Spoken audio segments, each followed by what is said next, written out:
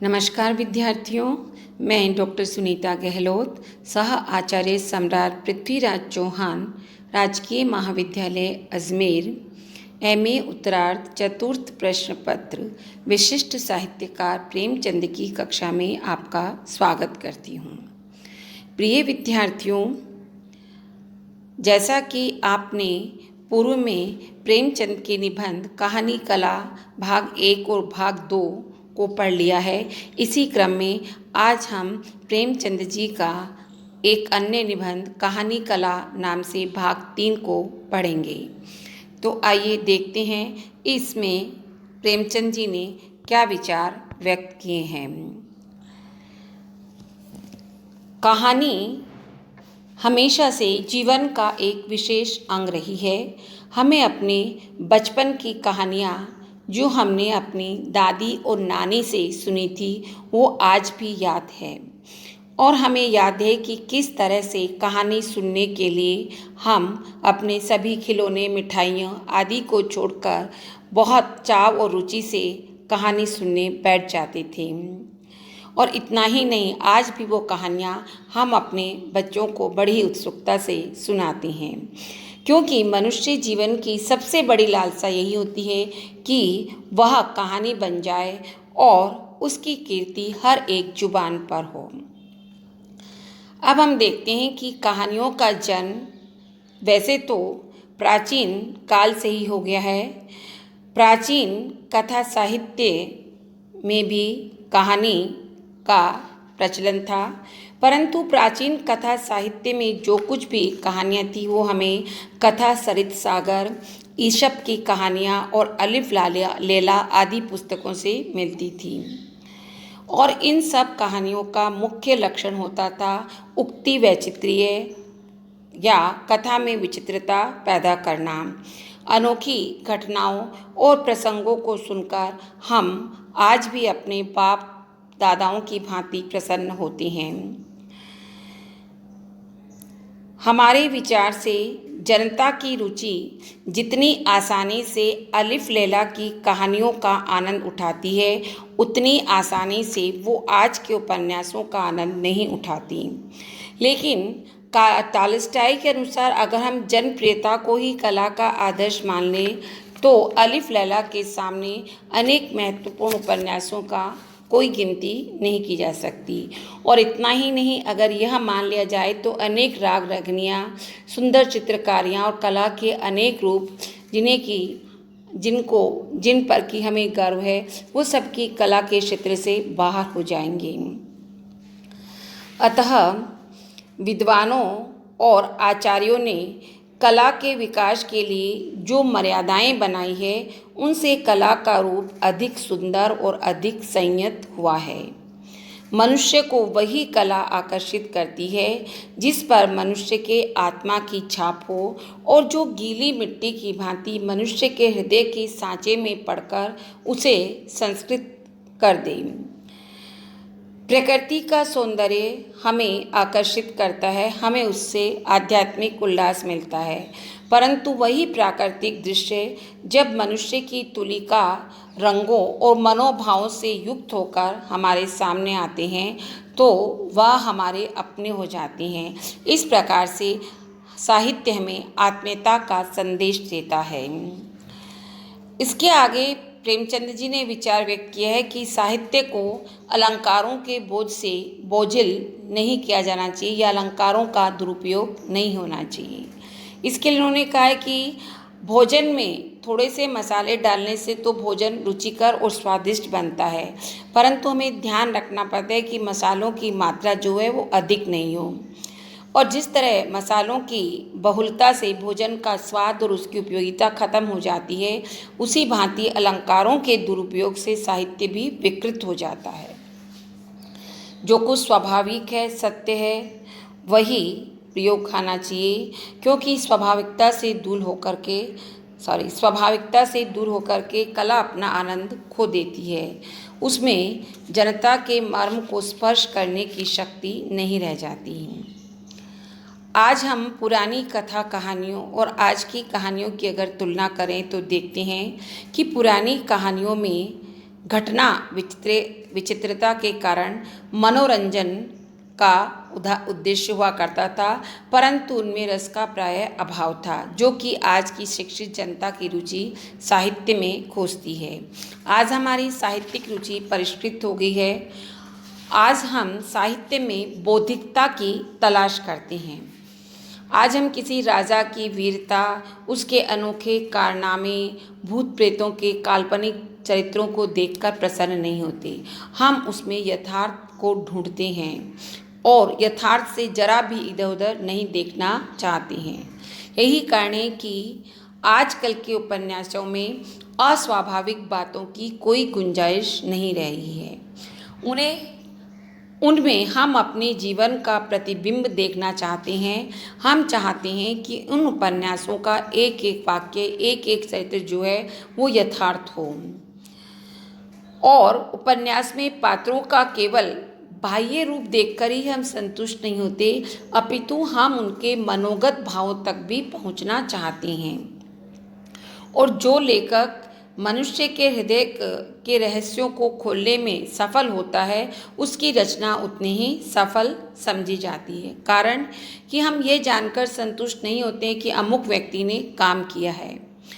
हम ये देखना चाहते हैं कि उसने ये काम किन मनोभावों से प्रेरित होकर किया है। तो इस प्रकार से मानसिक द्वंद्व जो है वो वर्तमान उपन्यास या कथा साहित्य का एक खास अंग रहा है। इसके अलावा अगर हम देखें, आगे प्रेमचंद जी लिखते हैं कि प्राचीन कलाओं में जो लेखक था वो बिल्कुल पर्दे के पीछे रहता था। हम उसके विषय में अधिक नहीं जानते थे, केवल इतना ही जानते थे जितना वो पात्रों के मुख से कहलाता था। लेकिन आजकल के उपन्यासों में लेखक के दृष्टिकोण का भी हमें स्थान स्थान पर परिचय मिलता रहता है। हम उसके मनोगत भावों से परिचित होते रहते हैं। हम उसके मनोगत भावों और विचारों से परिचित होते हैं, और ये भाव जितने व्यापक, गहरे और अनुभवपूर्ण होते हैं, उतने ही लेखक के प्रति हमारे मन में श्रद्धा उत्पन्न हो जानी चाहिए। अथवा हम कह सकते हैं कि वर्तमान आख्यायिका या उपन्यास जो है उसका आधार मनोवैज्ञानिक है। घटनाएं और पात्र उसी मनोवैज्ञानिक सत्य को स्थिर करने के लिए लिखे जाते हैं। उदाहरण के लिए प्रेमचंद जी की सुजान भगत, मुक्ति मार्ग, पंच परमेश्वर, शतरंज के खिलाड़ी, महातीर्थ, अभी सभी कहानियों में कोई न कोई मनोवैज्ञानिक रहस्य खोलने की चेष्टा की गई है। आख्यायिका का प्रधान धर्म मनोरंजन है, पर साहित्यिक मनोरंजन वह है जो हमारी कोमल और पवित्र भावनाओं को प्रोत्साहित करे, जिसमें सत्य, निस्वार्थ सेवा, न्याय आदि देवत्व के जो अंश हो वो जागृत हो। अभिव्यक्ति मानव समाज का स्वाभाविक गुण है। मनुष्य जिस समाज में रहता है उसमें मिलकर रहता है। जिन मनोभावों से वह अपने मेल जोल के क्षेत्र को बढ़ाता है वही सत्य है। जो वस्तुएं भावनाओं के प्रवाह में बाधक होती है वे सर्वथा अस्वाभाविक है। परंतु यदि स्वार्थ, अहंकार और ईर्ष्या की ये बाधाएं न हो तो हमारी आत्मा के विकास को शक्ति नहीं मिल सकती। शक्ति तो संघर्ष में है। तो इस प्रकार से प्रेमचंद जी ने ये माना है कि संघर्ष से ही साहित्य की उत्पत्ति होती है। हमारा मन इन सभी बाधाओं को परास्त करके स्वाभाविक कर्म करने की चेष्टा करता है, और यही साहित्य की उपयोगिता भी है। साहित्य में कहानी का स्थान सबसे ऊंचा है, इसलिए क्योंकि वह एक ही क्षण में बिना किसी घुमाव फिराव के आत्मा के किसी न किसी भाव को प्रकट कर देती है, और चाहे थोड़ी मात्रा में ही क्यों न हो, वह हमारे परिचय का, दूसरों को अपने में देखने का, दूसरों के हर्ष या शोक को अपना बना लेने के क्षेत्र को भी बढ़ा देती है। तो इस प्रकार से हिंदी में नवीन शैली की इन कहानियों का प्रचार अभी थोड़े दिन पहले ही हुआ है। किसी भी समाचार पत्र को उठा लीजिए, उनमें कहानियों की प्रधानता हमें मिलती है। परंतु जो पत्र किसी विशेष नीति या उद्देश्य से निकाले जाते हैं उनमें कहानियों का स्थान नहीं होता। आपने देखा होगा कि जब भी डाकिया कोई पत्रिका लाता है तो हम सबसे पहले पत्रिका खोलकर उसमें से कहानियाँ पढ़ना ही शुरू कर देते हैं। यद्यपि यह हमारी उस भूख को तो शांत नहीं करती जो कि हमें भोजन करने से है, परंतु फलों और मिठाइयों से जो भूख होती है वह इन कहानियों से अवश्य तृप्त हो जाती है। अर्थात कहने का प्राय है कि इन पत्रों में जो गिनी चुनी कहानियाँ होती है वो हमारे वैसे ही भाव को तृप्त करती है जो कि फलों और मिठाइयों के खाना से होता है। भोजन की तृप्ति तो हमें उन कहानियों से मिलती है जो संपूर्ण कहानी संग्रह में ही होती है। कहानियों ने अपने सार्वभौमिक आकर्षण के कारण संसार के प्राणियों को एक दूसरे के बहुत निकट ला दिया है, उनमें एक एकात्म भाव उत्पन्न कर दिया है। उदाहरण के लिए जैसे कि आज हम भारत में रहते हैं, परंतु भारत में बहुत सारी विदेशी चीज़ें जैसे ऑस्ट्रेलिया का गेहूँ, चीन की चाय और अमेरिका की मोटर आदि का उपयोग करते हैं, परंतु फिर भी हम उनसे बिल्कुल परिचित नहीं हैं। लेकिन यदि हम वहाँ के लेखकों जैसे Maupassant, Anatole France, Chekhov, Tolstoy की कहानियाँ पढ़ते हैं तो हम स्वतः ही फ्रांस और रूस के साथ एक आत्मिक संबंध स्थापित कर लेते हैं और तब हमारा परिचय का क्षेत्र जो है वो सागरों, द्वीपों और पहाड़ों को लांघता हुआ फ्रांस और रूस तक फैल जाता है और वहाँ अपनी ही आत्मा का प्रकाश देखने लगते हैं। यहाँ तक कि वहाँ के किसान और मजदूर वर्ग भी और विद्यार्थी भी हमें ऐसे लगते हैं जैसे कि हमारा उनके साथ कोई बहुत घनिष्ठ परिचय रहा हो।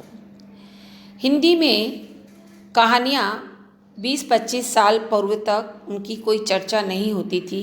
कभी कभी कोई बांग्ला या अंग्रेज़ी की कहानियों के अनुवाद अवश्य छप जाती थी, परंतु आज के युग में कहानी का प्रचलन बहुत तेज़ी से बढ़ा है। आज कोई भी ऐसा पत्र नहीं है जिसमें कहानियाँ न छपती हो। कहानियों के बहुत से अच्छे अच्छे संग्रह भी निकाले जा रहे हैं और बहुत समय पहले यानी पहले की बात करें तो अगर हम कहानी पढ़ते थे तो उसे समय का दुरुपयोग समझा जाता था। उदाहरण के लिए बचपन में कोई किस्सा या कहानी पकड़ ले जाते थे तो डांट पड़ती थी और ये मानते थे कि इनसे बच्चा जो है वो बिगड़ जाएगा।